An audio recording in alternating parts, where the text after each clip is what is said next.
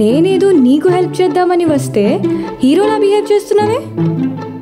నాకు హెల్ప్ చేయడానికా లేక నీ కుక్కలకి పిల్లులకి హెల్ప్ చేయడానికా? ఏం మాట్లాడుతున్నావు? ఏం చెప్పాలనుకుంటున్నా స్ట్రైట్గా చెప్పు. నాకు నువ్వు రూమ్ చూపించినప్పుడే ఇక్కడ ఫ్లోర్ పై పడున్న డాగ్ హెయిర్ చూసి అర్థమైంది నువ్వు నాకు రూమ్ ఇవ్వడానికి ఎందుకు ఇష్టపడటం లేదు. బాగా బుర్రెక్కువ వాడావు కానీ అంత లేదు.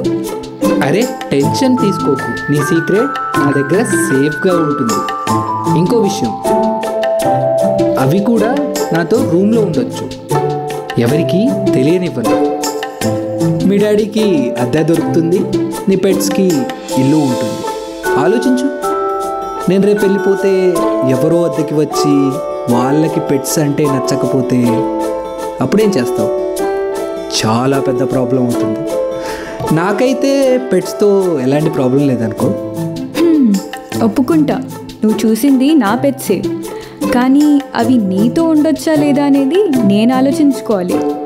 అయినా ఆ డెసిషన్ నాది కాదు, వేరే వాళ్ళు ఉన్నారు. ఒకవేళ వాళ్ళకి నువ్వు నచ్చకపోతే నువ్వు ఈ రూమ్కి టాటా చెప్పేయాలి. ఇంకా చుప్చాప్గా ఇక్కడ నుండి వెళ్ళిపోవాలి. వేరే ఎవరునా? ఎవరది? చెప్తా ఇదిగో హ్యాపీ ఇంకా స్నో, ఇవే డిసైడ్ చేసుకుంటాయి నీతో ఉండాలో లేదో. So please calm down. మంచి కుక్క కదా, ఒప్పుకోరా బాబు ప్లీజ్, బెట్టు చేయకు. వావ్, హ్యాపీ టెస్ట్లో నువ్వు పాస్ అయ్యావు. అది అసలు పెద్ద మ్యాటరే కాదు. పెట్స్ నన్ను చాలా లైక్ చేస్తాయి. ఇప్పుడు చూడు పిల్లిని ఎలా ఆడిస్తాను.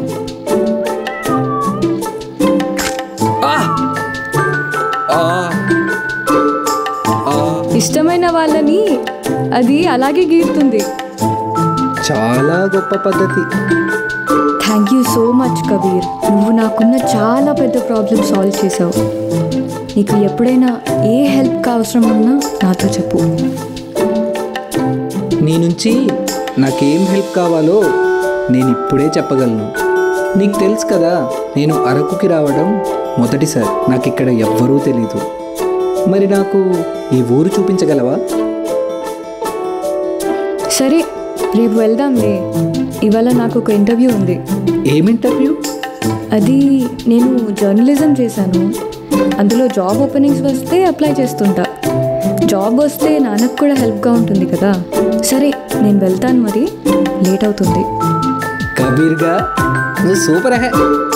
అమ్మాయిని ఫుల్ డే డేట్ కొప్పించావు. ఆ విషయం ఆ అమ్మాయికి కూడా తెలీదు. వావ్. కబీర్కి అరకు లోయలో ఇది 2వ రోజు. అలా ఊర్లో కొంచెం తిరిగి డాబాలో తినేసి ఆ రోజు గడిపేశాడు. తనకి రేపటి డేట్ గురించి ఆతృతగా ఉంది. తరువాత రోజు ఉదయాన్నే, ఏ జమానాలో తలుపులు రా బాబు, అదే మా ఇంట్లో అయితే చక్క ఆటోమేటిక్ డోర్స్ ఉండేవి. అయినా ఏ మాటకు ఆ మాట చెప్పుకోవాలి. ఇక్కడ వాతావరణం మాత్రం చాలా బాగుంది. పొద్దున్నే ఇలా బయట తిరగటం భలే ఉంది. ఈరోజు జెనిఫర్తో డేట్ చాలా బాగా జరగాలి. అంకుల్, జెనిఫర్ ఎక్కడా? తను పొద్దున్నే బయటకు వెళ్ళిపోయిందే, ఎందుకు తన గురించి? అది ఏదో షాప్ గురించి చెప్పింది, అదే అడుగుదామని వచ్చాను. సర్లేండి, నేను వెళ్తాను మరి. ఈ కాలం పిల్లలు ఇప్పుడు తొందరలోనే ఉంటారు. సరే, నాకు లేట్ అయ్యేలా ఉంది, వెళ్తాను.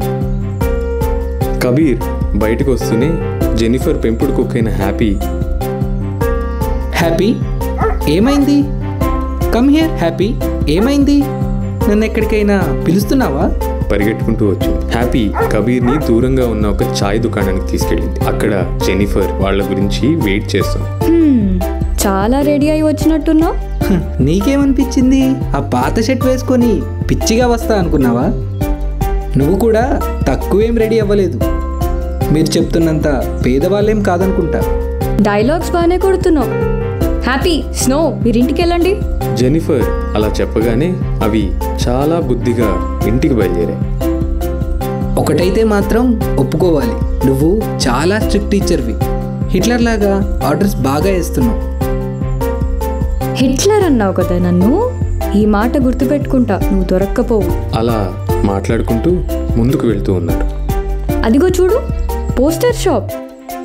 కానీ వాడు రోడ్ మీద కూర్చొని అమ్ముతున్నాడు. అయితే అవి సేఫేనా? అరే యార్, ఏం మాట్లాడుతున్నావు? నిన్ను చూస్తే చిన్నింట్లోంచి వచ్చినట్టు అస్సలు ఉండవు. ఏదో అంబానీ ఫ్యామిలీ నుంచి వచ్చినట్టు బిహేవ్ చేస్తావు. కొత్తగా రూమ్ తీసుకున్నావు, ఏదైనా పోస్టర్ పెట్టాలి కదా. రోడ్ సైడ్ పోస్టర్స్ కొనడం కబీర్కి అస్సలు నచ్చదు. అలా అని జెనిఫర్ మాటని కాదనలేడు. ఆఖరికి పోస్టర్లు చూడటం స్టార్ట్ చేశాడు. వావ్, ఇక్కడ కర్మ పోస్టర్ కూడా ఉందే. ఇతను నా ఫేవరెట్ సూపర్ హీరో. ఈ పోస్టర్ ఎంత? 30 రూపాయలు సార్. ఇంత తక్కువలో మెర్చెండైజ్ దొరికేసిందా? కాపీరైట్ ఇష్యూస్ అయితే రావు కదా? బాబు, ఈ డౌట్స్కి ఒక దండం. నచ్చితే తీసుకో. ఇదిగో అన్నా డబ్బులు. Thanks madam. ఏమైనా తిందామా? అవును, బ్రంచ్ టైం అయింది. ఈ బ్రంచ్ ఏంటి? బ్రంచ్ అంటే బ్రేక్ఫాస్ట్ ప్లస్ లంచ్. నువ్వు ఇంతకు ముందు వినలేదా? లేదే, నేను ఎప్పుడూ వినలేదు. నువ్వెక్కడి నుంచి విన్నావు? అది నేను సర్లే వదిలేసి. ఆ కఫే చూడు, అక్కడికి వెళ్దామా? క్యాఫేయా? అక్కడ రేట్స్ ఎంత ఉంటాయో తెలుసా? దీనికి పెట్టే కంటే మా రమణ అంకుల్ టీ కొట్లో బ్రెడ్ ఆమ్లెట్ ఇంకా స్ట్రాంగ్ టీ తాగితే ఆ మజాయే వేరు. అరే, రేట్ గురించి నీకెందుకు, నేను చూసుకుంటాగా. ఇవాళ నీకు డిఫరెంట్గా ఏదైనా తినిపిస్తా.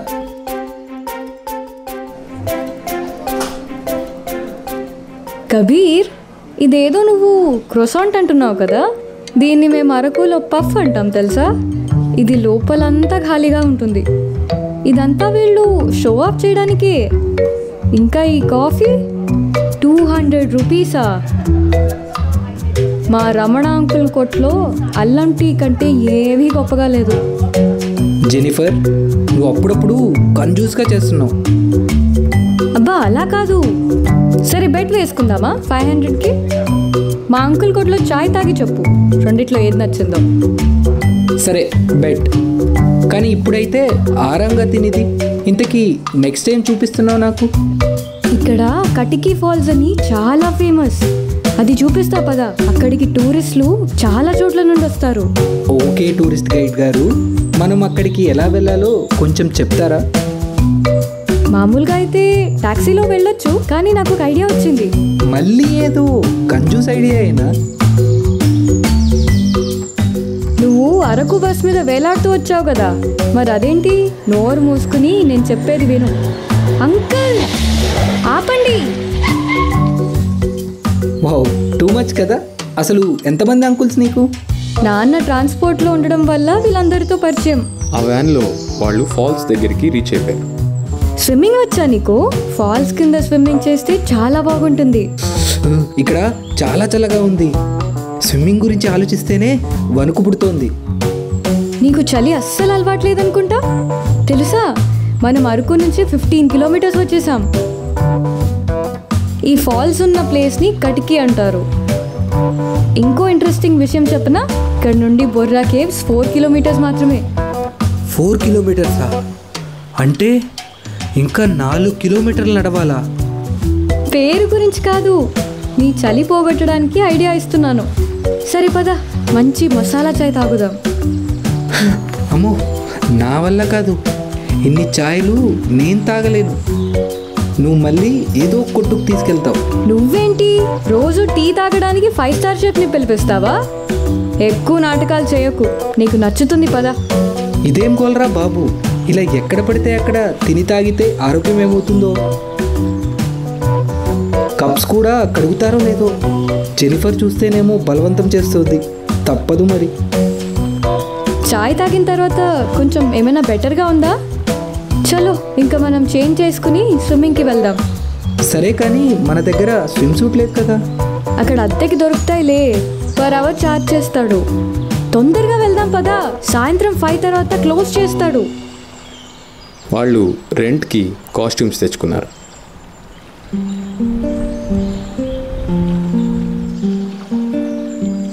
జెనిఫర్, ఈ డ్రెస్ నీకు చాలా బాగా సూట్ అయింది. అందులో నువ్వు బ్లాక్. Thank you. నువ్వు కూడా బాగానే ఉన్నావు. మన ఇద్దరం స్విమ్మింగ్ రేస్ పెట్టుకుందామా? ఇంకా బాగుంది. చలో పెట్టుకుందాం. నువ్వు ఓడిపోవడానికి అంత ముచ్చట పడుతుంటే ఎలా కాదనగలను? నువ్వు కొంచెం మాటలు ఆపి ఇంకా దూకు. నన్ను ఓడించడం నీకు కలగానే మిగులుతుంది చూడు. నువ్వే చూస్తావుగా ఫస్ట్ ఎవరు రీచ్ అవుతారో. కబీర్ స్టార్ట్ చేయకుండానే జెనిఫర్ స్టార్ట్ చేసేసింది. ఇప్పుడు చూడు జెనిఫర్ ఏం చేస్తాను. ఓడిపోతున్నావని మొహం మీద నీళ్లు కొట్టి చీటింగ్ చేస్తావా? ఇప్పుడు చూడు, చూసావా నేనే గెలిచాను. నేను ఇక్కడికి చిన్నప్పటి నుంచి వస్తున్నాను. నువ్వు కూడా మంచి స్విమ్మర్వే, కానీ నాలా ప్రొఫెషనల్ కాదు. ఢిల్లీలో బెస్ట్ కోచ్ నుంచి కోచింగ్ తీసుకున్నా నేను. ఓ షిట్, ఏం చెప్పేశాను నేను? అది నేను చిన్నప్పుడు ఒక పెద్ద ఇంట్లో పెరిగాను. అంటే చాలా చిన్నప్పుడులే. నేను స్కూల్లో ఉన్నప్పుడే అమ్మ నాన్న చనిపోయారు. అప్పుడు పిన్ని బాబాయ్. ఒక్క నిమిషం, సిండ్రెల్లా స్టోరీ చెప్తున్నావా? లేదు లేదు, నేను నిజం చెప్తున్నా. రిలాక్స్, నేను జోక్ చేస్తున్నా. నీ దగ్గర డబ్బులు లేవని నాకు తెలుసులే. Correct correct. అమ్మయ్యా, కొంచెంలో తప్పించుకున్నా. నాకు స్విమ్మింగ్ తర్వాత చాలా ఆకలిగా ఉంది. ఎక్కడైనా మంచి కాంటినెంటల్ రెస్టారెంట్లో తిందామా? కాంటినెంటల్ రెస్టారెంటా? నువ్వు కలలో బ్రతుకుతుంటావా? బయటికి రా, అక్కడ ఎంత కాస్ట్లీ ఉంటాయో తెలుసా? జెనిఫర్ మొదట్లో కొంచెం సణిగినా కబీర్ మొహం ముడుచుకోవడం చూసి ఒప్పుకుంది. సరే చెప్పు, ఏం తింటావైతే? పిజ్జా తిందామా? You will enjoy it. సరే పద. కొద్దిసేపటికి వాళ్ళకు ఒక రెస్టారెంట్ దొరికింది. ఇది చాలా ఎక్స్పెన్సివ్ రెస్టారెంట్. అవన్నీ చూడకు, నువ్వేం తింటావో అది చెప్పు. జెనిఫర్ అన్నిటికంటే రేట్ తక్కువ ఉన్న పిజ్జాని, కబీర్ అన్నిటికంటే కాస్ట్లీ చికెన్ పిజ్జాని ఆర్డర్ చేశారు. వాళ్ళ ఆర్డర్ వచ్చేంత వరకు వాళ్ళు ఏదో ఆలోచనలో పడ్డారు. ఈ కుర్రోడు ఏ మూల నుంచి కూడా పేదవాడిలా అనిపించట్లేదు. డిన్నర్కి ఎవరైనా 1000 రూపాయల పిజ్జా ఆర్డర్ చేస్తారా? నేను ఇతనితో రావడం నా తప్పు. కొంప తీసి నా చేత కట్టిస్తాడా ఏంటి? ఒకవేళ అతనికి నిజంగానే డబ్బున్నా ఇలా ఖర్చు పెడితే మాత్రం తొందరలోనే రోడ్డు మీదకి వచ్చేస్తాడు. జెనిఫర్ ఏంటి అన్నిటికంటే రేట్ తక్కువ ఉన్న పిజ్జా ఆర్డర్ చేసింది? ఇంత చిన్న పిజ్జాతో కడుపు ఎలా నిండుతుంది? నిన్ను ఒక ప్రశ్న అడగాలనుంది. నీ దగ్గర నిజంగానే డబ్బులు లేవా? ఇంత బిల్ కట్టిన తర్వాత నీకు నిద్ర ఎలా పడుతుంది? నాకైతే చాలా ఆకలి వేసింది. అండ్ నువ్వే చెప్పు, మనం సంపాదించేది ఎందుకు? తినడానికే కదా. నేను సేవింగ్స్ని పెద్దగా నమ్మను. ఈరోజు సంతోషంగా ఉండటానికి నాకు ఎంత ఉంటే అది ఖర్చు పెడతాను. నువ్వు వరీ కాకు, ఏదైనా మంచి డిష్ ఆర్డర్ చేయి, బిల్ నేను కడతాను. బిల్లు నువ్వు కట్టినా నేను కట్టినా వేస్ట్గా డబ్బులు ఖర్చు పెట్టడం నాకు నచ్చదు. ఈ రోజు ఎంజాయ్ చేయడం ఎంత ముఖ్యమో రేపటికి ప్రిపేర్ అవ్వడం కూడా అంతే ముఖ్యం కదా. జెనిఫర్ చెప్పింది కూడా నిజమే అనిపిస్తోంది. నేను 20,000 మాత్రమే తెచ్చాను. ఇలానే ఖర్చు పెడితే 10 రోజులు కూడా ఉండలేను. ఏదో ఒక జాబ్ చూసుకుంటా. జెనిఫర్, ఒక విషయం చెప్పు, నువ్వు కూడా జాబ్ కోసం చూస్తున్నావు కదా? ఏ వెబ్సైట్లో సెర్చ్ చేస్తున్నావు? అరకులో ఇవేవి పనికిరావు. ఇక్కడ జాబ్ పోస్టింగ్ పేపర్లో వస్తుంది, అది చూసి అప్లై చేయడమే. రెస్టారెంట్లో తిన్న తర్వాత జెనిఫర్ ఇంకా కబీర్ అక్కడి నుంచి బయలుదేరి ఇంటికి వెళ్ళారు. Good night Jennifer. Good night Kabir. ఈరోజు చాలా బాగా గడిచింది. You're a good boy. అదైతే కరెక్ట్గా చెప్పావు. కొద్దిసేపట్లో కబీర్ కూడా తన రూమ్కి రీచ్ అయ్యాడు. అరే, మీరింకా నా గురించి బయటే ఉన్నారా? పదండి లోపలికి వెళ్దాం. మీకోసం ఫుడ్ ప్యాక్ చేయించుకొని వచ్చా. తొందరగా ఏదైనా జాబ్ చూసుకోవాలి, లేదంటే నా లైఫ్ స్టైల్కి ఒక్కరోజు కూడా ఉండలేను. రేపు ఏదైనా న్యూస్ పేపర్లో జాబ్స్ ఉన్నాయేమో వెతుకుతాను. తర్వాత రోజు పొద్దున్న కబీర్ ఏదో కాల్ సెంటర్లో జాబ్లా ఉందే, ఇవాళ ఇంటర్వ్యూ కూడానా? ఖచ్చితంగా జాబ్ దొరుకుతుంది. ఇంటర్వ్యూ కోసం ఏదైనా షర్ట్ ప్యాంట్ కొనుక్కోవాలి. ఫుల్గా రెడీ అయ్యి ఇంటర్వ్యూకి రీచ్ అయ్యాడు. ఇంత పెద్ద లైనా? జాబ్ తెచ్చుకోవడం కష్టమైన పనే. మీ సీవీ చాలా ఇంట్రెస్టింగ్గా ఉంది. మీరు మెహ్రా గారి అబ్బాయి కదా? ఈ జాబ్ ఎందుకు చేయాలనుకుంటున్నారు? సార్, నేను మా నాన్న పేరు వాడుకోవాలనుకోవట్లేదు. నా కాళ్ళ మీద నేను నిలబడాలి అనుకుంటున్నా. Good good. సరే, ఇంటర్వ్యూ స్టార్ట్ చేద్దాం. మీ ఇంట్రో చెప్పండి. సుమారు 15 నిమిషాలు నడిచింది ఆ interview. Thank you Kabir. Interview బాగా నడిచింది. మీరు రేపటి నుంచి జాయిన్ అవ్వచ్చు. Thank you so much sir. ఇంకో విషయం, శాలరీ 10,000. That's okay sir. ఇంకో 10,000 దొరికితే ఈ నెల చాలా ఈజీగా గడిపేయచ్చు. ఆ రోజు రాత్రి కబీర్ జెన్నిఫర్ని కలవడానికి బయలుదేరాడు. Hi Jennifer. హాయ్ కబీర్, నువ్వేంటి ఇక్కడ? ఇవి నీకోసం. ఏంటి మిస్టర్, నిన్న ఒక్కరోజు నీతో గడిపానని లైన్ కొట్టడం స్టార్ట్ చేస్తావా? ఆహా, అదేం లేదులే. ఒక గుడ్ న్యూస్ చెప్దామని ఇవి తెచ్చాను. ఏం గుడ్ న్యూస్? నాకు కాల్ సెంటర్లో జాబ్ దొరికింది. అరే వా, కంగ్రాట్స్. ఇంకేంటి, పార్టీ ఎప్పుడు? తప్పకుండా ఇస్తాను. ఎక్కడికి వెళ్దాం? కానీ వాళ్ళ నువ్వు కాదు, నేను ఇస్తా పార్టీ నా స్టైల్లో. డన్. పార్టీ ఎక్కడిస్తున్నావు? ఒక స్పెషల్ ప్లేస్, అక్కడ చాయ్ దొరుకుతుంది. నువ్వు ఇప్పటిదాకా అలాంటి చాయ్ తాగుండవు. అదిగో Kabir, Ramana uncle. Oh no, party ఇస్తానని ఇక్కడికి తీసుకొచ్చిందా? దీన్ని కూడా పార్టీ అంటారా? అంకుల్, ఏంటి డల్గా ఉన్నారు? అదేం లేదమ్మా, నువ్వు వచ్చావు కదా, నేను బాగానే ఉంటానులే. కబీర్, ఈయనే మా రమణ అంకుల్. నాకు చిన్నప్పటి నుంచి తెలుసు. చిన్నప్పుడు వీళ్ళ పిల్లలతోనే ఆడుకునేదాన్ని. మీరు చాయ్ ఇంకా బజ్జీలు ఇవ్వండి. కబీర్, ఇక్కడ బజ్జీలు ఉంటాయి, వరల్డ్ ఫేమస్ అనుకో. ఈ బజ్జీలు తిని వెంటనే లూజ్ మోషన్స్ అవుతాయి అనుకుంటా, అందుకే దీన్ని వరల్డ్ ఫేమస్ అని ఉంటారు. ఇదిగో చాయ్ కూడా. ఇంకో ఫుడ్ పాయిజన్ ఐటమ్. కబీర్కి అస్సలు ధైర్యం సరిపోలేదు. జెన్నిఫర్ కోసం తాగుతున్నట్టు నటించడం మొదలుపెట్టాడు. జెన్నిఫర్ అటుగా తిరగగానే, ఇంకేంటి అంకుల్, ఇంట్లో అందరు ఎలా ఉన్నారు? ఇంకా కొంచెం సేపు మాట్లాడుతూ ఉండు, దీన్ని పూర్తిగా ఫినిష్ చేస్తా. దీని తర్వాత బజ్జీలు ఏం చేయాలో. చాయ్ ఏంటి అంత తొందరగా ఫినిష్ చేసావు? ఇదిగో ఇప్పుడు బజ్జీలు తిను. ఇప్పుడు ఎలా? ఇవి ఏ నూనెలో వేయించాడో ఏమో, ఎన్ని రోజుల నుంచి అదే నూనె వాడుతున్నాడు. కంగ్రాచులేషన్స్. కబీర్ ఛాయ్ నుంచి అయితే తప్పించుకున్నాడు, కానీ పాపం బజ్జీలకు దొరికిపోయాడు. తర్వాత రోజు కబీర్ ఆఫీస్ జాయిన్ అయ్యాడు. Good morning Kabir. ఇవాళ నేను మీ బాస్ని కల్పిస్తాను, కానీ అతనికి నీ బ్యాక్గ్రౌండ్ ఏంటో చెప్పను. Thank you sir. నాకు కూడా మా నాన్న పేరు వాడటం ఇష్టం లేదు. నేను నా కాళ్ళ మీద నిలబడదాం అనుకుంటున్నాను. కబీర్, ఈయన నీ మేనేజర్ డిసౌజా. నువ్వు ఈయన టీంలోనే పనిచేయాలి. Okay sir. కబీర్, మనం వాషింగ్ మిషన్ బ్రాండ్ కోసం కాల్ సెంటర్ నడిపిస్తున్నాం. ఇతను యష్ నీకు ట్రైనింగ్ ఇస్తాడు. All the very best. Yash కబీర్కి 3 గంటలు ట్రైనింగ్ ఇచ్చాడు. ఆ తర్వాత, కబీర్, ఇదే నీ డెస్క్. నీ ట్రైనింగ్ పూర్తయింది. All the best. Thank you. Good morning sir. Gadgetex తరపున నేను మీకు ఎలా సాయపడగలను? నా పేరు దినేష్. నేను మీ కంపెనీలో వాషింగ్ మిషన్ కొన్నాను, అది నడవట్లేదు. సార్, మీ ప్రాబ్లం కొంచెం డీటెయిల్గా చెప్తే నేను సాల్వ్ చేయడానికి ట్రై చేస్తాను. ఏంట్రా డీటెయిల్ చెప్పేది? మీకు వస్తువులు చేయడం రాదు కానీ అమ్మేయడానికి చూస్తారు. సార్, ఒక్క నిమిషం నా మాట వినండి. కానీ ఆ కస్టమర్ మాట వినట్లేదు. బూతుల మీద బూతులు తిడుతున్నాడు. కబీర్ లైఫ్లో ఇన్ని తిట్లు ఎప్పుడూ వినలేదు. కబీర్ ఇంకా నా వల్ల కాదనుకున్నాడు. వెంటనే ఫోన్ కట్ చేసేసాడు. ఈ విషయం మేనేజర్కి తెలిస్తే ఖచ్చితంగా గొడవ అవుతుంది. ఏం చేసావు కబీర్?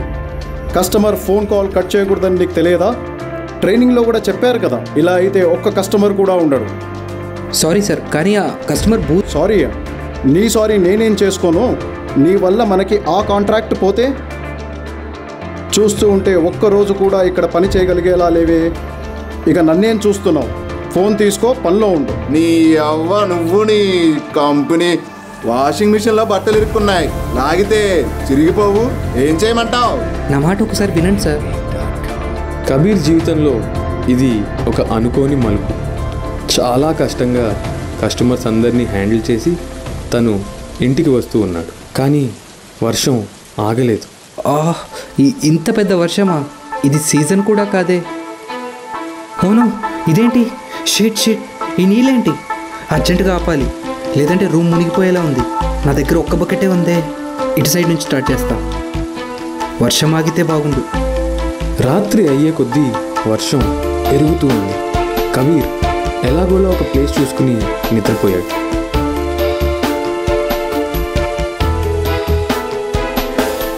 కానీ పొద్దున్న లేచేసరికి కబీర్ పరిస్థితి ఏం బాగాలేదు. అబ్బా, ఫీవర్ వచ్చిందేమో. ఇవాళ ఆఫీస్కి ఎలా వెళ్ళాలి? కబీర్కి ఇవన్నీ అస్సలు అలవాట్లేవు పాపం. బయట ఫుడ్ తినడం, కస్టమర్లతో తిట్లు తినడం, వర్షంలో పడుకోవాల్సి రావడం. మరి వీటన్నీ దాటుకుని కబీర్ మేనేజ్ చేయగలడా? చూస్తూనే ఉండండి.